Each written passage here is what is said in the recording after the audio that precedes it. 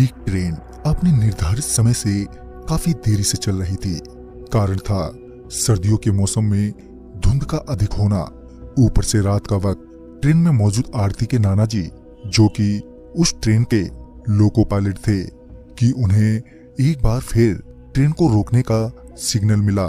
दरअसल आने वाले स्टेशन पर एक ट्रेन सिग्नल न मिलने के कारण पहले से ही खड़ी थी।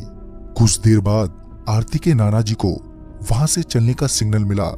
तभी उन्होंने ट्रेन का इंजन स्टार्ट किया और चलने से पहले चेतावनी के तौर पर ट्रेन का हॉर्न बजाया, ताकि अगर कोई भी ट्रेन की पटरी के आसपास हो या पटरी पर हो तो वो वहां से हट जाए।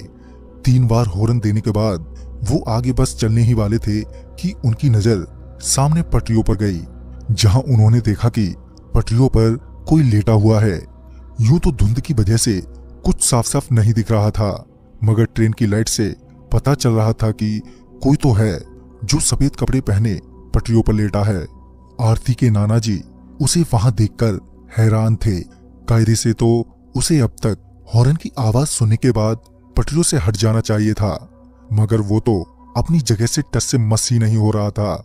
आरती के नाना जी ने ट्रेन के विंडो से उसे आवाज देते हुए कहा, अरे भाई, हॉर्न की आवाज सुनाई नहीं दे रही क्या? चलो अब हट भी जाओ पटरियों से। मगर उनके कई बार कहने के बावजूद भी वो वहीं ज्यों का त्यों ही पड़ा रहा। अब आरती के नाना जी को गुस्सा आने लगा था।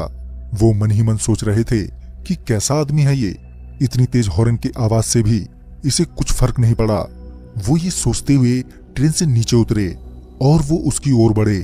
जब आरती के नाना जी उसके करीब पहुंचे तो उन्हें पता चला कि वो एक 15 से 16 साल तक का लड़का है। आरती के नाना जी ने फिर से उस लड़के से कहा, तुम्हें मेरी ही ट्रेन मिली है मरने के लिए? ये बोलते हुए आरती के नाना जी आगे बढ़ ही रहे थे कि वो लड़का एकदम से खड़ा हो गया। उस लड़के को खड़ा होता देख आरती के नाना जी भी एकदम से रुक गए।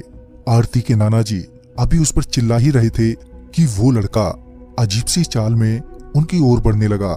पहले तो वो लड़का अपनी मुंडी झुकाए हुए आरती के नाना जी की ओर बढ़ रहा था।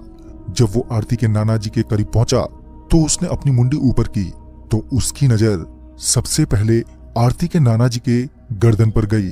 वो लड़का आरती के नाना जी की गर्दन की ओर घूर ही रहा था कि तभी ट्रेन में मौजूद आरती के नाना जी के सहकर्मियों की चिल्लाने की आवाज उन्हें सुनाई दी।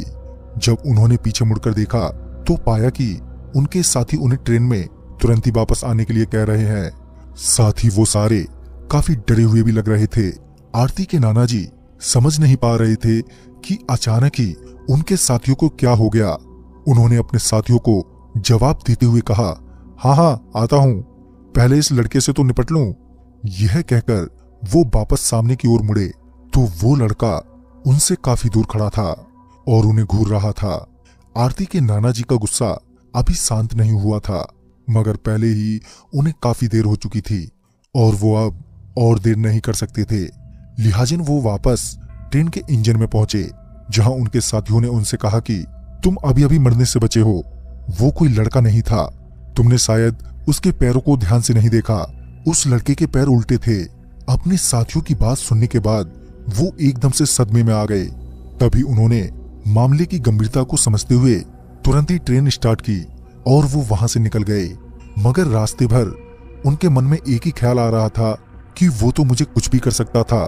तभी उन्हें ध्यान आया कि वो लड़का उनकी गर्दन की तरफ देख रहा था। फिर जब उन्होंने अपनी गर्दन पर हाथ फेरा तो उन्होंने पाया कि उन्होंने अपने गले में बजरंगबली का एक लॉकेट पहना हुआ है। तभी उन्हें एहसास हुआ कि शायद उनकी जान बजरंगबली की वजह से बच गई।